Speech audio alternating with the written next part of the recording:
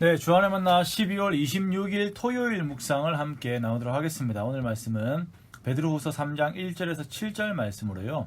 심판의 날 앞에서라고 하는 제목으로 함께 묵상을 나누도록 하겠습니다. 10여 년 전에 영국의 무신론자들이 버스 광고 캠페인을 한 적이 있습니다. 버스 광고판에 신은 아마 없을 겁니다. 이제 걱정 말고 당신의 인생을 즐기세요 라고 하는 광고가 붙었었죠. 자, 이것을 위해서 많은 무신론자들이 모금을 했었고, 유명한 무신론 서적인 만들어진 신의 저자 리처드 도킨스 교수도 돈을 지원하면서 이 캠페인이 진행이 되었습니다. 이것이 유럽에 퍼지면서 유신론자들은 신은 분명 존재하십니다. 그리스도 안에서 인생을 즐기세요 라고 하는 반대되는 그 광고를 달았었고, 이렇게 유신론자들과 무신론자들의 싸움이 있었던 적이 있었습니다. 어떤 일은 오히려 무신론자들이 이 하나님을 언급함으로 인해서 하나님에게 관심이 없었던 사람들에게 하나님을 다시 생각하게 하는 반대 효과를 가지고 왔다라고 말을 하기도 한 사건입니다. 자, 여기서 영국의 무신론자들이 신의 부재를 언급한 이유가 무엇입니까? 뒤에 적나라하게 말을 하고 있죠. 걱정하지 않고 즐기기 위해서입니다. 즉, 하나님으로 인하여서 하나님의 말씀으로 인하여 양심의 가책을 받고 삶에서 도덕적 제재를 받는 것에 대한 압박을 근본적으로 피하겠다는 것이에요. 자신의 이성 속에서 존재하는 하나님을 지워버리면, 그리고 그것을 나만이 아니라 캠페인을 열어서 많은 사람들이 공감하는 공통적인 지식이 되게 하면 나의 죄책감이 사라질 것이다 라고 하는 생각들이 있는 것입니다. 아주 위험한 것입니다. 사회주의 혁명이 일어날 때 그것이 아주 위협적이었던 것이 사람의 삶과 사고의 근간을 흔들었거든요.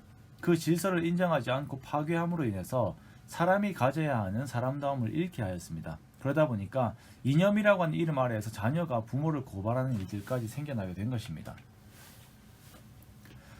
하나님의 말씀이 없으면 자신의 죄악된 행동에 대해서 정당성을 부여할 수 있다라고 하는 생각은 초대 교회에서부터 계속 있어 왔습니다.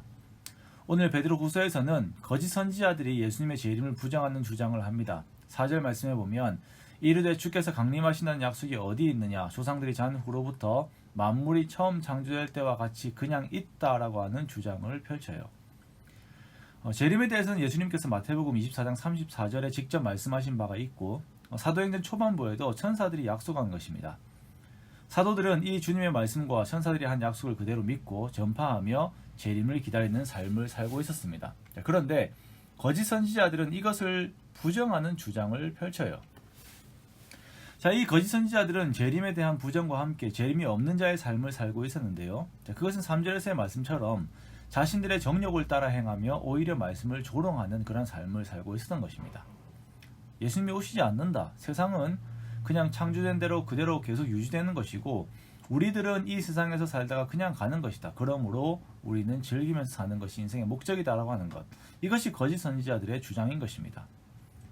자, 이에 베드로는 세상의 모든 것의 근간부터 다시 설명을 하며 이들의 주장을 반박하는데요. 세상이 창조되고 그것이 진행되는 모든 힘은 바로 하나님의 말씀이라는 것이 베드로의 설명의 중심에 있는 것입니다. 세상이 그냥 창조된 것이 아니라 하나님의 말씀에 따라 창조되었습니다. 자, 이 말은 즉 하나님께서 의도하신 의지에 따라 이 세상이 창조되었다라고 하는 의미입니다. 그냥 말씀으로 탁 만들었다가 아니라 하나님께서 계획하시고 의도하신 의지가 그 가운데 있었다라는 것이에요. 그리고 모든 역사도 하나님의 의지에 따라 진행이 됩니다.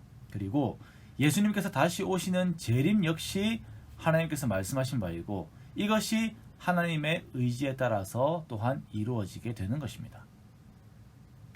재림일 때에 반드시 하나님의 불사름의 심판이 있고, 그 심판 앞에서 경건하지 아니한 자들은 심판과 멸망이 있게 되는 것입니다. 자, 그렇다면 먼저 우리는 하나님의 말씀을 인정하고 그 말씀에서 명하시는 대로 따르는 우리의 삶을 살아야 합니다. 이 세상에 수많은 세계관이 있습니다. 각자의 세계관에 따라서 각자의 도덕적 기준을 부여하고 살아갑니다. 이번 생에 실패한 것 같고 주어진 대로 살다가 다음 생을 기대하자라고 하는 윤회적인 사상을 가진 사람들이 많이 있죠. 그러나 그리스도인들은 그렇지 않습니다. 하나님께서 사람의 인생을 일직선으로 그리고 한 번의 기회로 주셨어요.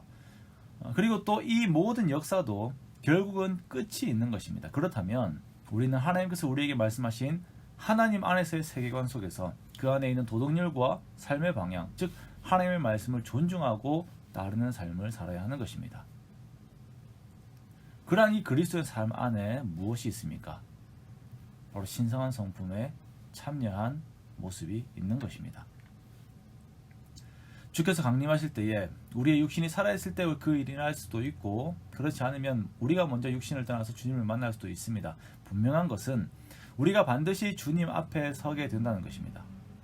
그날을 고대하지만 역시 두려움 가운데에서 오늘 우리 자신을 돌아보며 주님의 성품 안에 거하려고 애를 쓰는 것, 세상의 욕망을 따르지 않고 세상의 정욕을 따르지 않고 하나님 앞에서 살아가려고 애를 쓰는 것이 재림을 기다리는 자들의 거룩한 삶의 모습인 것입니다.